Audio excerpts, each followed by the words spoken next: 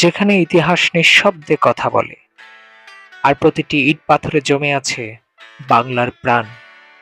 সে জায়গাটার নাম সোনারগাঁও। সোনারগাঁও একটি নাম যেখানে মিশে আছে আমাদের লোকজ ঐতিহ্য, ইতিহাস আর শিল্পীর অন্তরঙ্গ সম্পর্ক।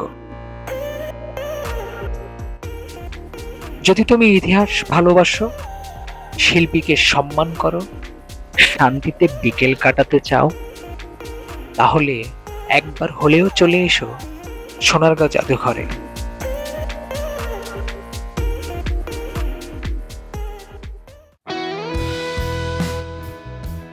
মোগরাপাড়া থেকে 20 টাকা লোকাল ট্যাক্সিতে করে আপনি চলে আসতে পারেন সোনারগাঁও জাদুঘরে। এর প্রবেশ মূল্য 50 টাকা। আপনি যদি ভেতরে বড় সর্দার বাড়িও ঘুরতে চান, তাহলে তার জন্য 100 টাকা দিয়ে অগ্রিম টিকিট কাটতে হবে। এটা সাধারণত প্রতি বৃহস্পতিবার বন্ধ থাকে। তাছাড়া সরকারি ছুটির দিনগুলোতেও বন্ধ থাকে। এখানে দাঁড়িয়ে আছে যে জাদুঘরটিকে আমরা ভালোবেসে সোনারগাঁও জাদুঘর বলি, তার প্রকৃত নাম হলো বাংলাদেশ লোক ও কারুশিল্প ফাউন্ডেশন। 1901 সালে ধনিত হিন্দু জমিদার ইসা খাঁর পরিবারের জন্য নির্মাণ করা হয় এই প্রাসাদ ভবন, যেটি বড় সর্দার বাড়ি নামেই পরিচিত। এটির স্থাপত্যে মিশ্রণ আছে ইন্ডিয়ান ও ইউরোপীয় নকশার বিশেষ ছোঁয়া, যেমন বারক শৈলী ও অলংকৃত স্যাফট জিনিস টিকরে ব্যবহার। 1975 সালে বাংলাদেশের প্রখ্যাত চিত্রশিল্পী শিল্পচার্জ জয়নাল আবেদিন লোক ও কারুশিল্প সংরক্ষণের উদ্দেশ্যেই এই ভবনকে মিউজিয়ামে পরিণত করে। প্রাচীন 12 সর্দার বাড়িতে এখন 10টি গ্যালারি রয়েছে, যেখানে কাঠ, মাটি, ফেব্রিক ও আর্কিটেকচার নিয়ে গ্রামীণ জীবনের নিদর্শন প্রদর্শিত হয়।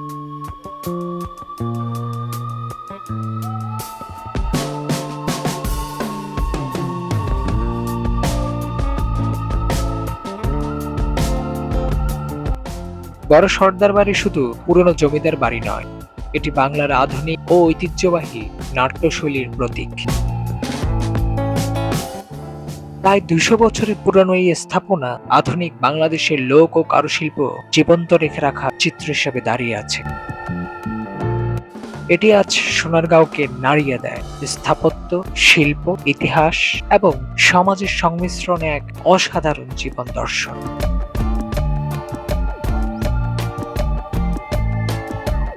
পুরনো দিনের সেই জমিদার কাঠামোর উপর দাঁড়িয়েই গড়ে উঠেছে লোক ও কারুশিল্পের ফাউন্ডেশন। ভেতরে ঢুকলেই চোখে পড়ে হাজারো লোকজ সামগ্রী।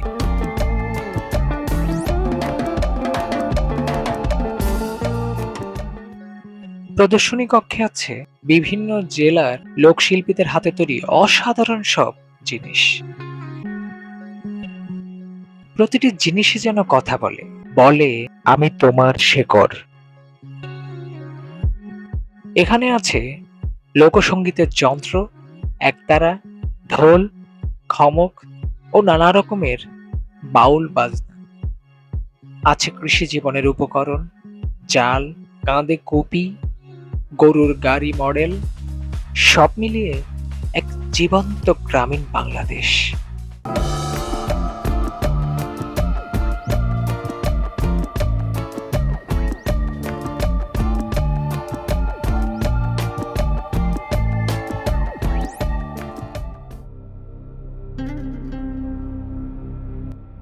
উনিশশো সালে শিল্পী ও গবেষক শিল্পাচার্য জয়নুল আবেদিন এই প্রতিষ্ঠানটি গড়ে তোলেন লোকশিল্পকে সংরক্ষণ ও প্রদর্শনের লক্ষ্যে।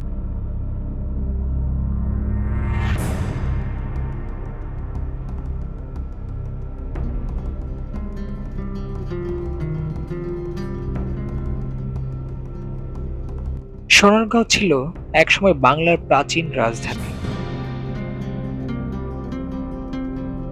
12 ভূঁইয়ার শাসনামলে এই অঞ্চল ছিল রাজনৈতিক ও বাণিজ্যিক কেন্দ্র।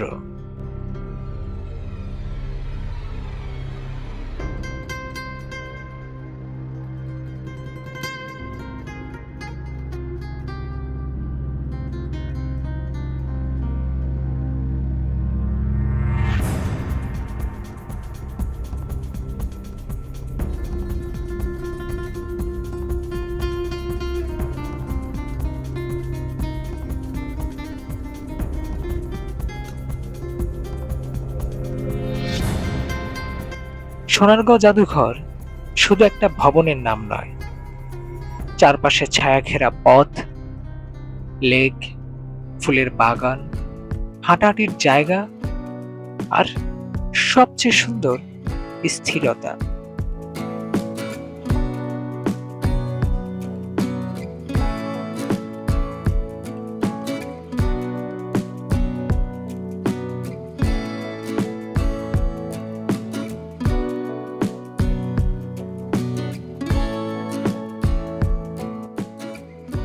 সোনারগাঁও জাদুঘরের পাশে রয়েছে একটি শিশু বিনোদন এলাকা, যেখানে বাচ্চারা খেলতে পারে দোলনায়, স্লাইডে আর রঙিন কাঠের কাঠামোয়। এটি বেশ খোলামেলা ও নিরাপদ, বিশেষ করে পরিবারের ছোট সদস্যদের জন্য।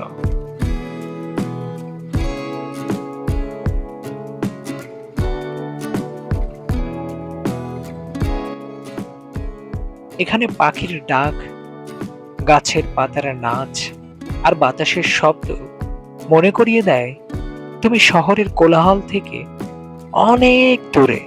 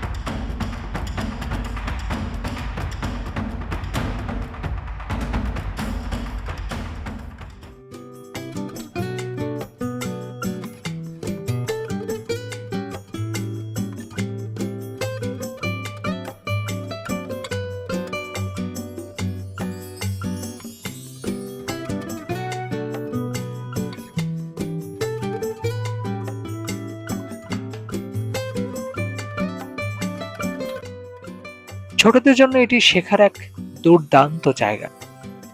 ছবিতে দেখা ইতিহাসকে এখানে তারা চোখে দেখতে পায়।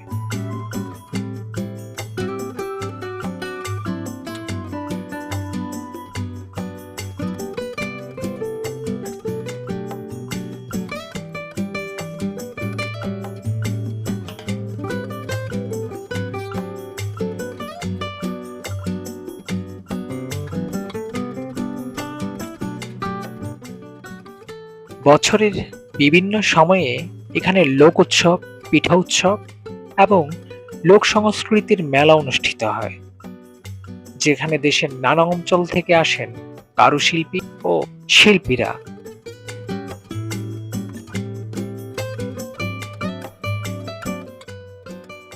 বন্ধুদের সঙ্গে হেসে খেলে বেড়ানো যায়, পরিবার নিয়ে সময় কাটানো যায়, আর সবচেয়ে বড় কথা, নিজেকে শিকড়ে খুঁজে পাওয়া যায়।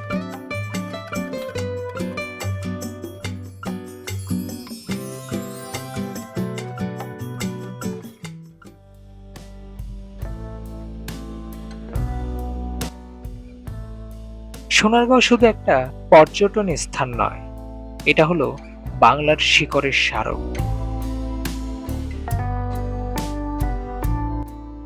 এখানে আসলে বোঝা যায় গ্রামের মাটি, শিল্পীর হাত আর মানুষের হাসির মাঝেই লুকিয়ে আছে সত্যিকারের বাংলাদেশ।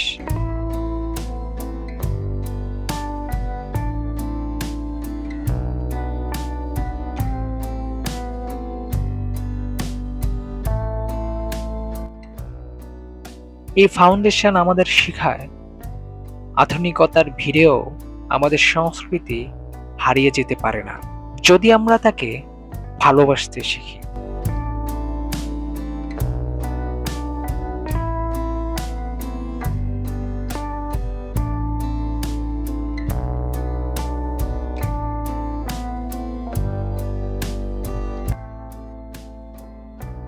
শুধু একটা দিন নয়, এটা হবে তোমার মনে গেঁথে থাকা একটি অনুভূতি, যেখানে চোখে থাকবে রং, কানে থাকবে সুর, আর মনে থাকবে শান্তি। সোনারগাঁও, এক ফোঁটা বাংলাদেশ, অনেকখানি হৃদয়।